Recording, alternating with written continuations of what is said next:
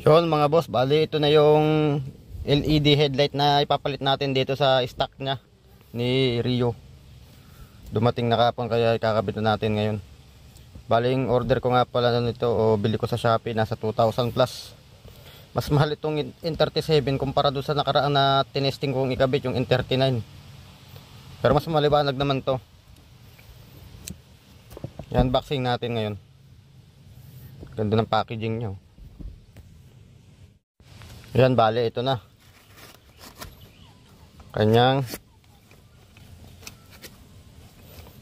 parang may balas pa pala siyang additional. Yan.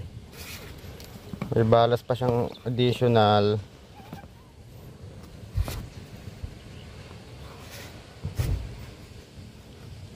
Kukunin ko yung N39 doon, i-compare natin. So ito yung N39, yung kinabit ko nung nakaraan. Ito naman yung N37. Mapapansin nyo may balas itong N37 kaya mas malakas yung, mas maliwanag yung ilaw niya. Tsaka itong N39 kung mapapansin nyo, ayan o, mahaba siya ng konti kaya hindi siya mag-fit doon sa ating yung goma niya na pinaka cover, hindi mailalagay kasi masyado siyang mahaba unlike nito. Ngayon ikakabit na natin ito mga boss. Bale yan pa yung stock natin na LED na headlight no, yung halogen nya. Yan yung papalitan natin. Since yun na kayo nakikita niyo yung monoblock chair. Dito nga pala yung sakit ng headlamp nya, hindi makita.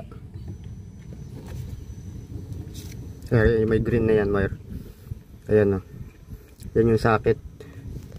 Hugutin ko man, testingin ko, pailawin yung LED nandito sa labas bago natin ikabit no. Ayan yung takip nya. So ayan, tinesting ko dito sa labas no, hindi ko man na kinakabit para sure natin na gumagana. Ayan, naka low beam. Low beam yan kasi dito yung nailaw. Ngayon iyahay natin dito sa kabila naman. Ayan, ito naman yung umilaw, yun sa may pinakababa. Kanina low beam ito, ngayon high beam ito. Ngayon papatay na natin kasi baka mainit na. So ito yung stock na halogen headlight o SRAM. Pare-pares naman yung mga nakalagay na stock na LED halogen headlight. Ngayon ikakabit muna natin itong bracket na to bago natin ilagay yung pinaka LED para hindi tayo mahirapan mag-lock mamaya. Ganyan yung orientation yan, pares din dito. Since ito nakaganyan, pinaka yung mataba na sa taas, orientation ito ganito rin, ganyan. So mapapansin nyo, ayun, naikabit natin yung pinaka bracket na or housing. Tsaka natin ilalagay itong headlight ngayon oh. Dapat ang orientation yan is paganyan. Paganyan siya. Itong may edges na yan, yan yung nasa baba. Hindi pa ganon. Paganyan dapat. So ayan, naikabit na natin yung LED headlight nya. Mamayang gabi papakita ko sa inyo kung gaano kaliwanag yung low at high nya. Bali yung angle nya hindi saktong naka 90 degrees, naka-slant ng konti. Ganyan din yung sa may kabila. Pero tama naman yung kabit natin kasi yan na yung hangganan ng pinaka twisting lock nya. Ganon din dito. Based sa YouTube ganito rin yung mga nakita ko nagkabit ng ganito. Ganito rin lang talaga, hindi siya saktong naka 90 degrees.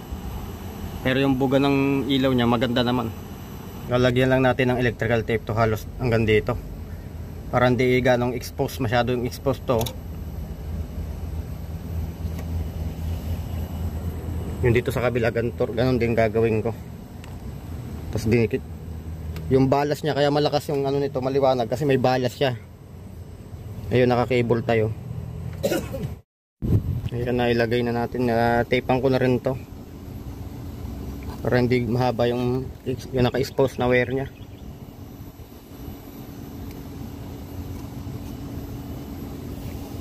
Sa kabila dito ko na lang siya kinable tie.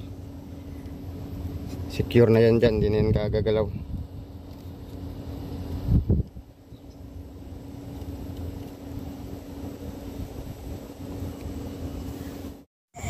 So ito na yung low beam nung ating Novsight LED na pinalit, no? Maliwanag na siya. Ito yung fog light, next year ko na papalitan yan pag uwi ko na ulit. Ayun yung bato niya, makikita nyo yung bato. Malakas na di. Hindi, low pa lang yan. Siguro mga 100 meters na yan. Pag hinay ko, abot na siguro yun doon sa dulo. Ayan na yung high niya at abot na hanggang doon, no? Mga 300 o 400 meters siguro yan. Ito yung fog light niya, halogen pa rin yan. Sunod ko napapalitan yan. Ayan na. Novsight N37. Dito madilim dito sa street namin kasi walang street light dito. Ayan, naka high beam yan.